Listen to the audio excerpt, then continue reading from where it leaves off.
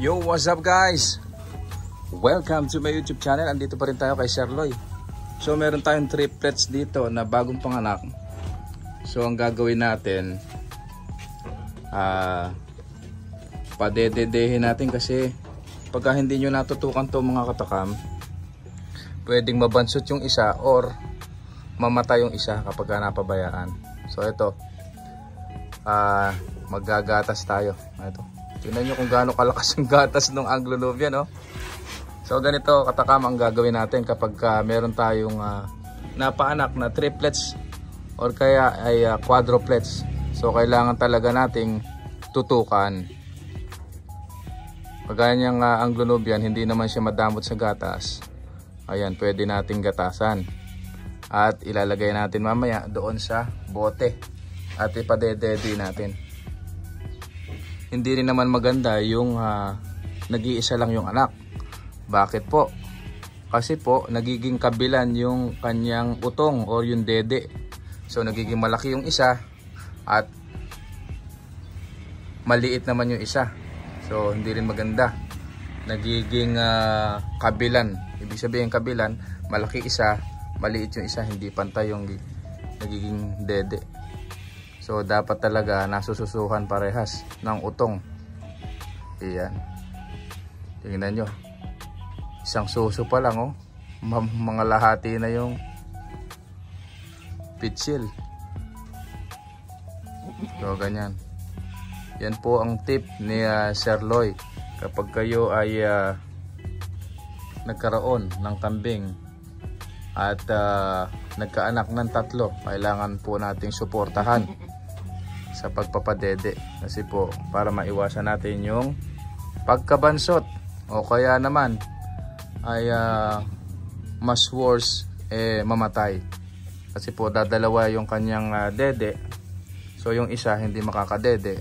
Kailangan talaga matutukan natin. Ayan. Pwede po tayong gumamit ng mga ipinagbabawal na teknik. Ayan po ang ginagawa ni Sir Loy sa kanyang mga kambing kapag tatlo ang nagiging anak. Kailangan tutukan talaga natin mabuti.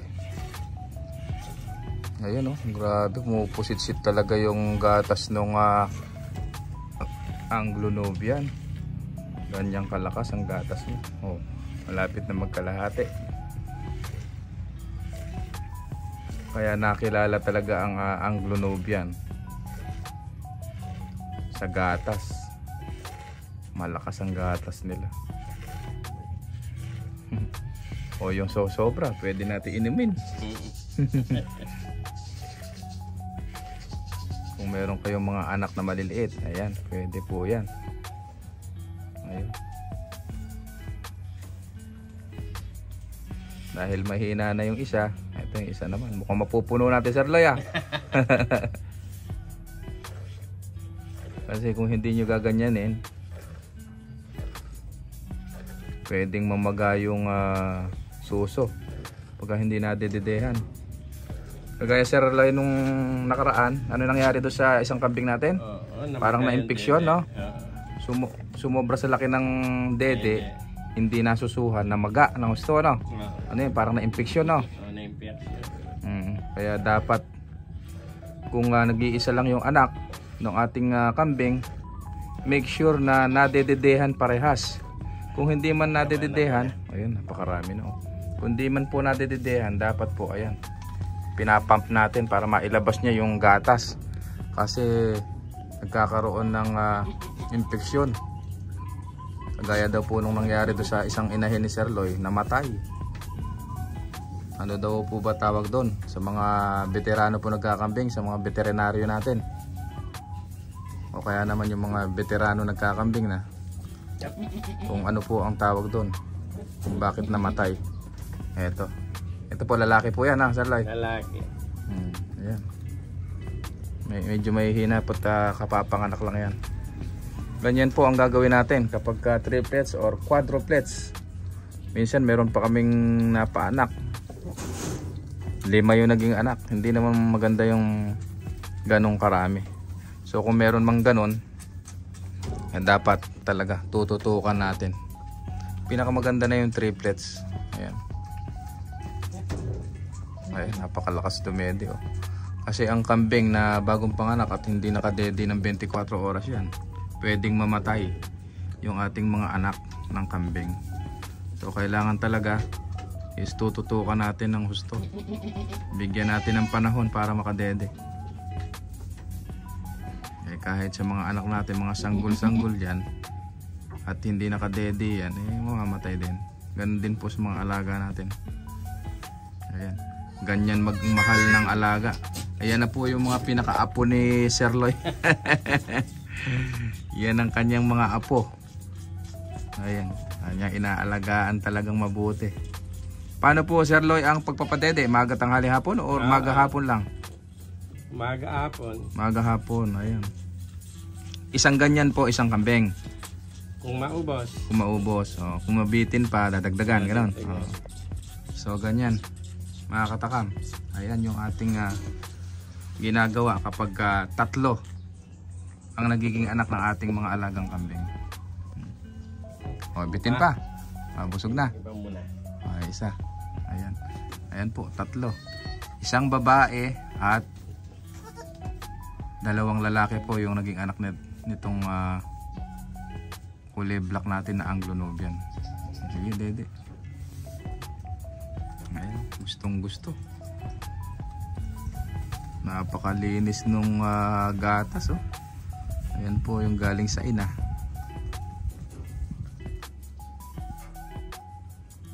Eh paano Sir Loy, halimbawa yung kambing natin ayaw magpadede, paano naman ang ginagawa natin? Yan, tiyaga. Hindi, ibig ko sabihin walang gatas. Paano pagka walang gatas, di ba may ganon? Mahina yung gatas. Mahirapan. Pwede tayong maggatas sa ibang inahin, no? Pwede. Oo, ganyan ang gagawin natin. Kuha mo na lang sa iba. Kuha natin sa iba. Kasi meron talagang kambing na mahina ang gatas. Meron. Meron din po mga katakam, nagkakaroon ng pagkakataon, ayaw magpadede. Oo. Kaya nagiging ganoon mga katakam. Ito ang tip ko sa aking experience. Huwag kayong magpapakasta na sobrang bata. So, ang nagiging dahilan kaya sila hindi nagpapadede is yung masyado silang bata kapag nabuntis. Hindi pa sila marunong mag-alaga. So, sa mga baguhan na gustong mag-alaga ng kambing, make sure na yung ating dumalagang inahin, na gagawing inahin, ay umiidad ng 11 months pataas. Ayan. Pagka nabuntis yan, marunong na magpadede yan. Yung iba kasi nare-rape ng mga bulugan, mga edad ng 5 months to 6 months nare-rape na. Kaya maganda ihiwalay nyo yung bulugan kapag kayo ay nagpapastol ng kambing kasi nare-rape nila yan. Ito nagiging cause ng hindi sila marunong pag nagkaanak, hindi nila alam kung paano alagaan yung anak nila, hindi nila alam kung paano padedehin. So ganon.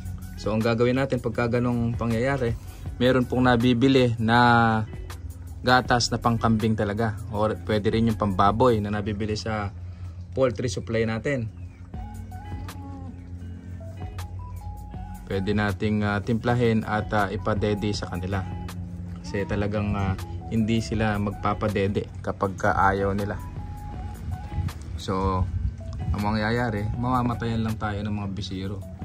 So para maiwasan po yung ganong pangyayari, kagaya nito, merong mga kasabay na nanganak, pwede po tayong manghingi ng gatas doon sa ibang inahin at ipadede, ilagay sa bote.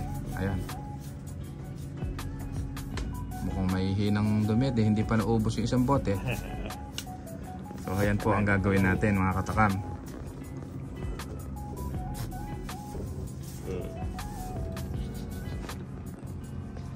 Ayan, isang itim, ay silver yan Sir Loy, no?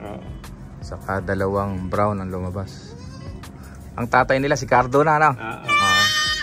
Ayan po, last video natin kung natatandaan nyo. Si Cardo, yun yung bagong bulugan ni Sir Loy, nagaling kay Sir Alex Manalili. Shout out nga pala kay Sir Alex Manalili.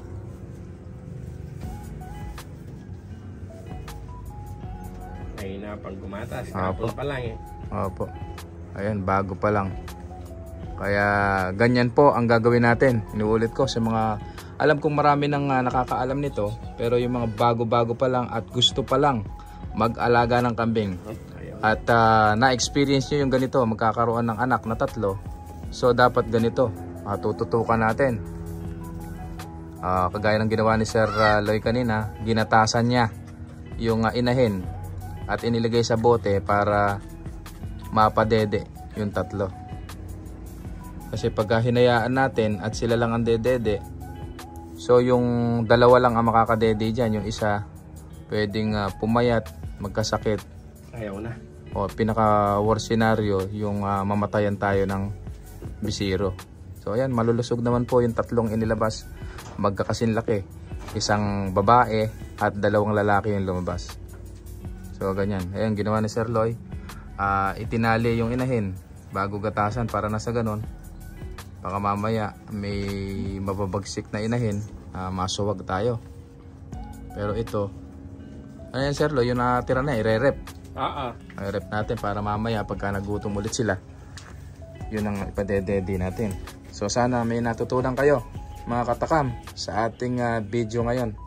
So ganyan ang gagawin natin. Ayan, meron pa tayong natirang gatas, ire-rep muna natin para mamayang hapon ay siya nating ipapadede ulit. So ayan, Okay. kailangan talagang matutukan. So ayan, tapos na. So hanggang dito na lang mga katakam. Ayan ang gagawin natin. Para sa mga bago pa lang sa ating channel, please subscribe at i-click nyo na rin ang notification bell para lagi tayong updated sa ating mga informative na video kagaya nito. Maraming salamat po. Happy farming everyone. Thank you.